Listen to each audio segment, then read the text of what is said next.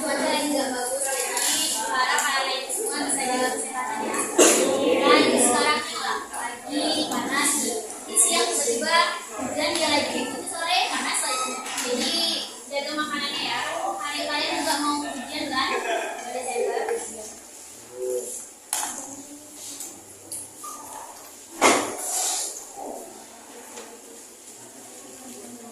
Baiklah, sebelum ibu mulai pembelajaran hari ini, silakan untuk handphonenya disimpan semuanya ya. Nggak ada lagi yang megang HP. Yang ada di atas meja hanya kalkulator, alat-alat yang dibutuhkan untuk pelajaran PJDM aja. Baiklah, anak-anak ibu semuanya tahu materi kita hari ini apa? Apa? Ya, apa? Perusahaan dagang. Perusahaan dagang adalah perusahaan yang kegiatan utamanya membeli barang, menyimpan barang, dan menjual kembali barang tersebut tanpa mengubah bentuk atau nilai tambahnya, dengan tujuan mendapatkan keuntungan maksimal. Ya. Contohnya apa? Contohnya, Apa perusahaan dagang contohnya? Sering kamu pergi mah? Oh. Nah, dulu. dagang. Hah? Apa? Perusahaan dagang contohnya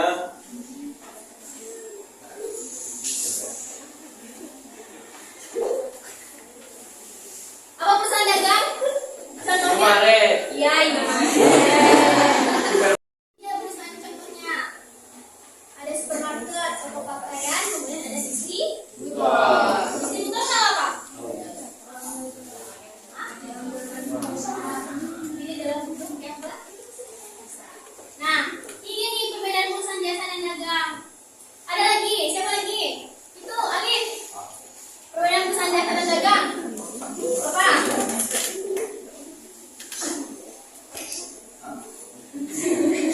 Apa bedanya perusahaan jasa dan dagang? Kamu udah belajar kan perusahaan jasa? Perusahaan jasa mereka tahu Ya, kalau perusahaan dagang. jual barang, Apa contoh perusahaan jasa? laundry, Kalau perusahaan dagang? supermarket. Nah, itu dia ya, perbedaan salah satu perbedaannya. Yang pertama, dia kalau perusahaan jasa itu dia modelnya melayani jasa. Apa? Apa dia bilang? Dia perusahaan jasa itu dia tidak berwujud, sedangkan kalau perusahaan dagang dia berwujud. Kemudian kalau perusahaan jasa itu tidak dapat disimpan karena dia sifatnya langsung kan memberikan jasanya. Sedangkan kalau perusahaan dagang itu dia dapat disimpan. Nah, selanjutnya karakteristik dari perusahaan dagang apa? Ini Melakukan pembelian dan penjualan barang dagang. ya. Kemudian Pendapatan yang berasal dari hasil penjualan barang. ya. Kenapa dia perusahaan dari kegiatan penjualan? Ya, karena dia menjual barang. Contohnya aja nih, siapa? Keisha dia membuka apa ya, toko pakaian. Misalnya dibeli pada dari pemasoknya harga bajunya 50.000, dijual kembali dalam harga berapa? 70.000, kalau dijual 100.000 nggak apa ya kan? Karena kita itu mencari keuntungan yang sebesarnya. Nah, kemudian perusahaan perlu mengecek barang secara berkala. Kenapa? Ya, harus ada skala. Terus apa lagi? Ya, tidak expired. Nah, jadi kan ini Nabila punya supermarket, terus ada karyawannya. Terus kalau misalnya Nabila nggak ngecek barang, tiba-tiba barang tuh habis terus, nggak tahu mana perginya. Ternyata dikorupsi sama karyawannya. Ya kan? Gimana lagi? Itulah makanya perusahaan dagang itu kita perlu mengecek lagi barangnya. Kalau udah expired, kemudian tadi itu mungkin ada korupsi barang, ya kan? Nah, selanjutnya itu terdapat perhitungan harga pokok penjualan untuk menentukan laba atau ruginya. Jadi perusahaan dagang itu untuk menentukan laba atau ruginya itu terlihat dari harga pokok penjualan. Nah, ini dia jenis-jenis transaksi yang ada di perusahaan dagang. Ada apa aja nih? Kalian itu pembelian barang dagang kayak mana? Dia terjadi karena adanya pembelian produk. Ini namanya disebut dengan pembelian barang. Ya, ada bentuk-bentuk dokumen transaksi dalam pembelian barang dagang ini. Ada bentuk kemudian penjualan barang dagang. Apa aktivitasnya? Jual bentuknya kartu. Nah, bukti versinya kosan, masing-masing. Nah, kemudian ada terpembelian. Ada yang tahu ada terpembelian itu kayak mana? Contohnya?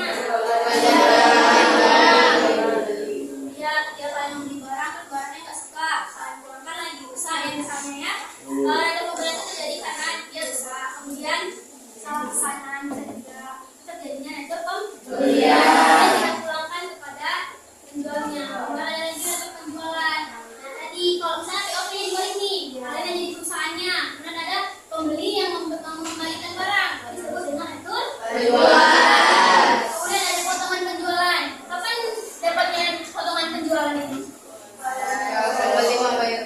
Iya, membelinya tepat waktu atau sebelum waktu tanggal jatuh temponya.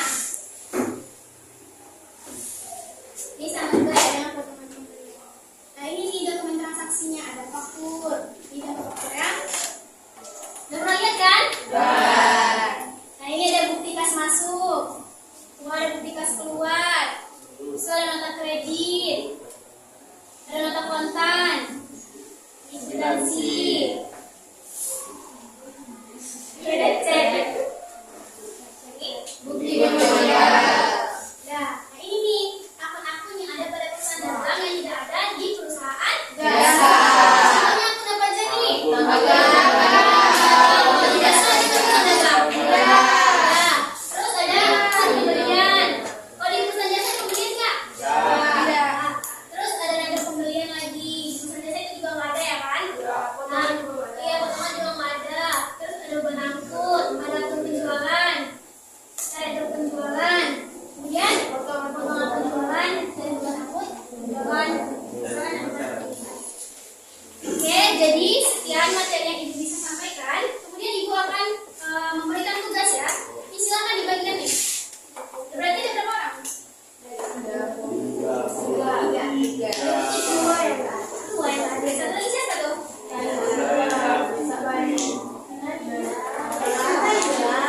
Nih, Lana, pengen lagi ya.